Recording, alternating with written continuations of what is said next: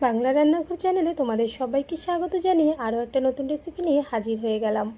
আজকে আমি যে রেসিপিটা তোমাদের সঙ্গে শেয়ার করছি এটা কিন্তু সম্পূর্ণ নিরামিষ একটা রেসিপি। এই রেসিপিটা কিন্তু অনেকেরই খুব পছন্দের, সকালের জলখাবার হোক অথবা হোক রাতের খাবার, এটা কিন্তু অনেকেই খুব পছন্দ করে। আজকে আমি তোমাদের সঙ্গে সম্পূর্ণ নিরামিষ শাহি আলুর দম রেসিপি শেয়ার করব। ভীষণ মজার রেসিপি, পুরোটা দেখো, আশা করছি ভালো লাগবে। তাহলে চলো রেসিপি শুরু করা যাক। সবার প্রথমেই আলুর দম করার জন্য আলু কেটে নিয়েছি। বড় আলুকে আমি টুকরো করে কেটে নিয়েছি, তবে টুকরোগুলো একটু বড় বড় করে কিন্তু কেটে নিয়েছি। এইবার আলুর দমের জন্য একটা মশলা তৈরি করতে হবে। তার জন্য একটা মিক্সি বাটিতে 6-7টার মতো কাঁচা পাকা লঙ্কা নিয়েছি। ঝালটা অবশ্যই যে যতটা খাও সেই অনুযায়ী দিয়ে নেবে। এর সঙ্গে একটা টমেটো কেটে টুকরো করে নিয়েছিলাম, সেগুলো দিয়ে দিলাম। এর সঙ্গে কয়েক টুকরো আদা, 8-10টার মতো কাজু বাদাম, সঙ্গে অল্প কিশমিশ ধুয়ে অ্যাড করেছি। এবার এটাকে পেস্ট করে নেব। এইদিকে কড়াই বসিয়ে দিয়েছি। কড়াইতে কিন্তু আমি সর্ষের তেল গরম করে নিয়েছি। তোমরা চাইলে রিফাইন অয়েলেও রেসিপিটা করতে পারবে। এবার তেল গরম হয়ে যাওয়ার পর এর মধ্যে আমি কেটে রাখা আলুর টুকরোগুলো দিয়ে দিয়েছি। এর সঙ্গে অল্প একটু লবণ আর অল্প একটু দিয়েছি হলুদ গুঁড়ো। এবার আলুগুলোকে ভালো করে নেড়েচেড়ে ভেজে নেব। তোমরা চাইলে এই আলুগুলোকে প্রথমে একটু কিন্তু বয়েল করে নিতে পারো। আমি যেহেতু বয়েল করিনি, তাই আলুগুলোকে কিন্তু একটু সময় নিয়ে ভেজে নিতে হবে মিডিয়াম আঁচে। এইদিকে দেখো আলুগুলো কিন্তু আমার ভেজে নেওয়া হয়ে গেছে। খুব সুন্দরভাবে হালকা একটা কালার চলে এসেছে। এবার আলুগুলোকে তেল ঝরিয়ে ঝরিয়ে আমি উঠিয়ে নিচ্ছি। সবগুলো আলু উঠিয়ে নেওয়ার পর বাকি যে তেলটা রয়েছে এর মধ্যে আমি রান্নাটা করব। একটা শুকনো লঙ্কা, একটা তেজপাতা ফোড়নে দিয়েছি। তার সঙ্গে দিয়েছি গোটা গরম মশলা, যার মধ্যে ছিল লং, দারচিনি এবং এলাচ। এবার এর মধ্যে 1 চামচ দিয়েছি গোটা জিরে ফোড়নে। ফোড়নটা একটু ভেজে নিয়ে এর মধ্যে এবার আমি অ্যাড করে দিলাম পেস্ট করে রাখা মশলা। মশলা দিয়ে ভালো করে একটু নেড়ে চেড়ে নিয়েছি। এবার মিক্সির বাটিটার মধ্যে অনেকটা লেগেছিল, তাই সামান্য একটু জল দিয়ে ভালো করে ধুয়ে এর মধ্যে অ্যাড করে দিলাম। এবার এই মশলাটাকে 3-4 মিনিটের মতন ভালো করে একটু কষিয়ে নিচ্ছি।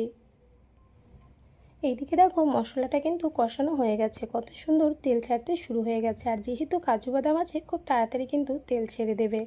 এবার ভালো করে এটাকে কষিয়ে নেওয়ার পর যখন ভাজা ভাজা হয়ে এসেছে, তখন এর মধ্যে অ্যাড করতে হবে গুঁড়ো মশলা। প্রথমেই 1/2 চামচ হলুদ গুঁড়ো দিয়েছি, 1 চামচ দিয়ে দিলাম লাল লঙ্কার গুঁড়ো, 1 চামচ দিয়েছি জিরের গুঁড়ো, সঙ্গে পরিমাণ মতো লবণ দিয়েছি আর অল্প একটু দিয়েছি চিনি।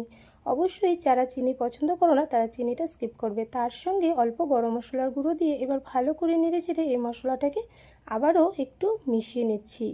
মিশিয়ে নেওয়ার পর এর মধ্যে আমি অ্যাড করে দেব আরও একটু জল।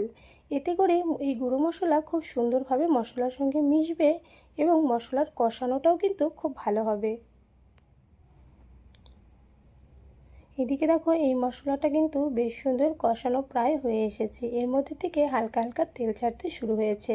আরও 2 মিনিটের মতো মশলাটা কষিয়ে নিচ্ছি। আর মশলা যত ভালো কষানো হয় সবজির টেস্টও কিন্তু ততই ভালো হয়। এখানে দেখো মশলা কষানো হয়ে গেছে, সুন্দরভাবে তেল ছাড়ছে। এই সময় আঁচটা একদম লোতে করে এর মধ্যে 2 চামচ অ্যাড করে দিলাম টক দই। এবার টক দই দেওয়ার পর ঝটপট করে কিন্তু মিশিয়ে নিতে হবে। বেশি সময় রেখে দেওয়া যাবে না, তাহলে কিন্তু টক দইটা অনেক সময় ছানা হয়ে যায়, তখন সবজির টেস্টটা ভালো লাগে না। তাই টক দই দেওয়ার সময় আঁচটা লো করে ভালো করে মিশিয়ে আরও কিছুক্ষণ কষিয়ে নেব। মশলা সুন্দরভাবে কষানো হয়ে গেছে।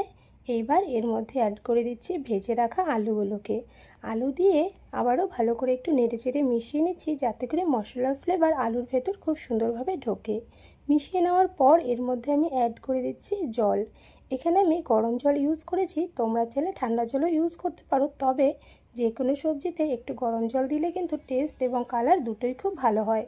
এবার ভালো করে নেড়েচেড়ে নিয়ে এর মধ্যে আমি 5-6 মিনিটের জন্য ঢাকা দিয়ে দিচ্ছি মিডিয়াম আঁচে। এতে করে আলুগুলো সুন্দরভাবে বয়েল হয়ে যাবে এবং সবজিটাও কিন্তু রেডি হয়ে যাবে। এদিকে দেখো 6-7 মিনিটের মতন হয়েছে আর সবজিটা কিন্তু একদম রেডি হয়ে গেছে। ওপর থেকে অল্প কসুরি মেথি ছড়িয়ে দিলাম, সঙ্গে দিয়ে দিলাম অল্প ঘি। নিরামিষ সবজিতে একটু ঘি দিলে কিন্তু খুব ভালো টেস্ট আর ফ্লেভার আসে। তবে এইখানে আমি কসুরি মেথি ইউজ করেছি, এর পরিবর্তে তোমরা চাইলে ধনেপাতাও কিন্তু ইউজ করতে পারবে।